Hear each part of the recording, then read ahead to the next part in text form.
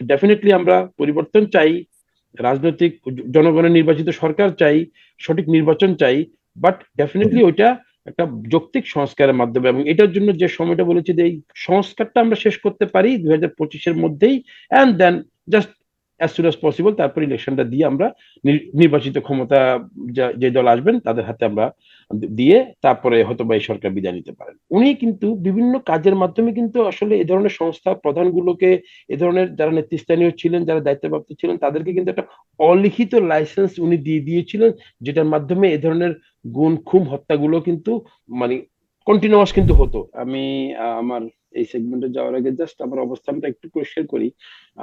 নয়তো একটু কনফিউশন থেকে যাবে। যেমন মাহমুদ ভাই আমাকে রেফার করেছিলেন, আমি কিন্তু কখনোই বা আমার বক্তব্যের মাধ্যমে এটা বুঝাতে চাইনি যে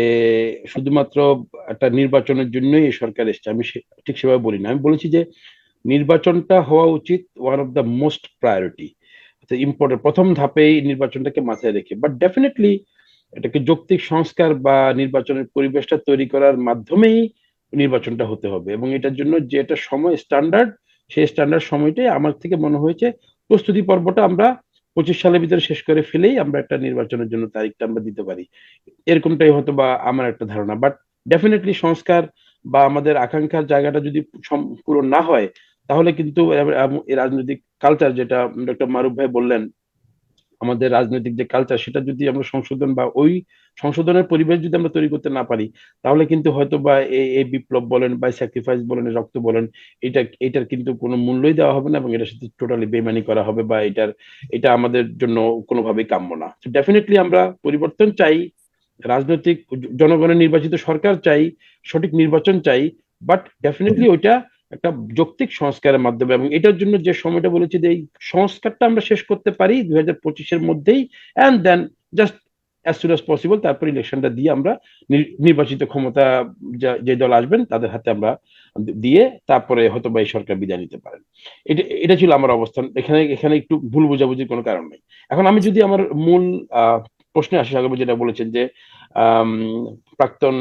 আম, প্রধানমন্ত্রী শেখ হাসিনা তার সরাসরি নির্দেশেই আম, গুম হত্যা এই ধরনের কার্যক্রমগুলো সংগঠিত হতো বলে আমাদের গুম কমিশন আজকে যেই তারা রিপোর্ট সাবমিট করেছে বা সেখানে তারা তথ্য প্রমাণ পেয়েছে, তারা এই তথ্য প্রমাণে আরো ছিল যে এই ধরনের কার্যক্রমগুলোর সাথে ওনার এই সামরিক উপদেষ্টা ছিল, প্রতিরক্ষা বিষয়ক উপদেষ্টা মেজর জেনারেল অবসর তারিক আহমেদ সিদ্দিকী, এবং এনটিএমসির যে মহাপরিচালক ছিলেন মেজর জেনারেল জিয়াউল হাসান, এবং পুলিশ কর্মকর্তা মনিরুল ইসলাম এবং মোহাম্মদ হারুনুর রশিদ, ওনাদেরও সরাসরি সম্পৃক্ততা পেয়েছেন। তো আসলে সম্পৃক্ততা যে পেয়েছেন এটা কিন্তু আমরা কাগজে কলমে এখন গুম কমিশনের রিপোর্টের মাধ্যমে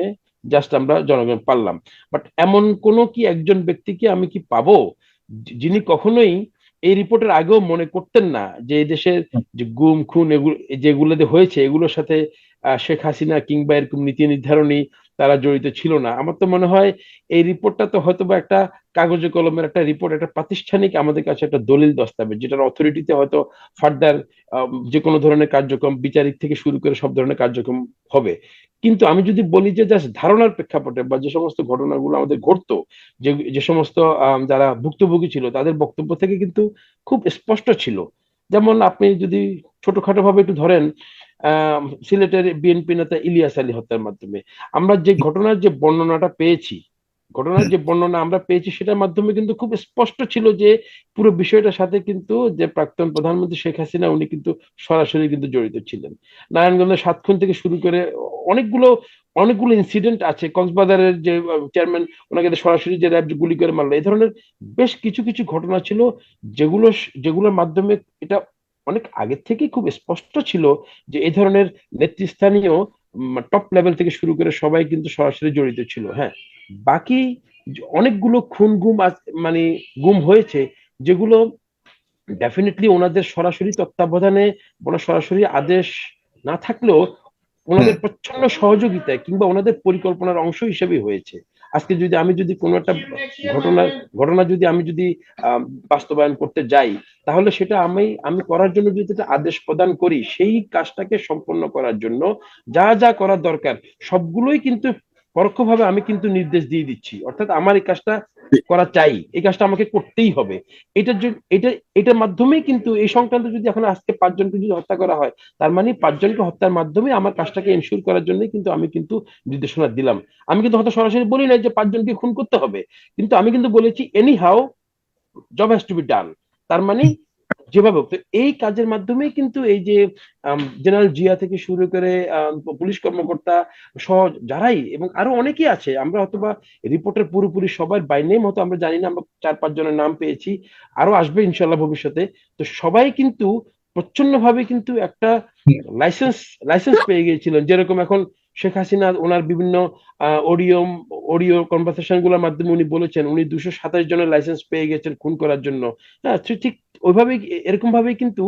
উনি কিন্তু বিভিন্ন কাজের মাধ্যমে কিন্তু আসলে এ ধরনের সংস্থা প্রধানগুলোকে, এ ধরনের যারা নেতৃস্থানীয় ছিলেন, যারা দায়িত্বপ্রাপ্ত ছিলেন, তাদেরকে কিন্তু একটা অলিখিত লাইসেন্স উনি দিয়ে দিয়েছিলেন, যেটার মাধ্যমে এ ধরনের গুম খুন হত্যাগুলো কিন্তু মানে কন্টিনিউয়াস কিন্তু হতো। এবং এটা এটা ভাবার কোনো কারণ নাই যে অন্যান্য সংস্থাগুলো তারা তাদের ব্যক্তিগত, বাংলাদেশে এমন একটা রিজিয়ম তৈরি হয়েছিল যে সবকিছু প্রধানমন্ত্রী কেন্দ্রিক হয়ে গিয়েছিল। কারোর যদি একটা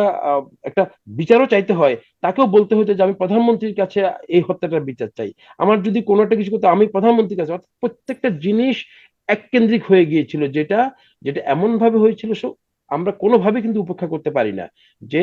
যতগুলো যতগুলো হত্যা, রাজনৈতিক হত্যা হোক, ব্যক্তিগত হোক, কিংবা আমাদের পলিসিগত হোক, যে কোনো কিছুই বাস্তবায়ন করার জন্য যা যা গুম খুন হয়েছিল, সবগুলোই কিন্তু প্রত্যক্ষ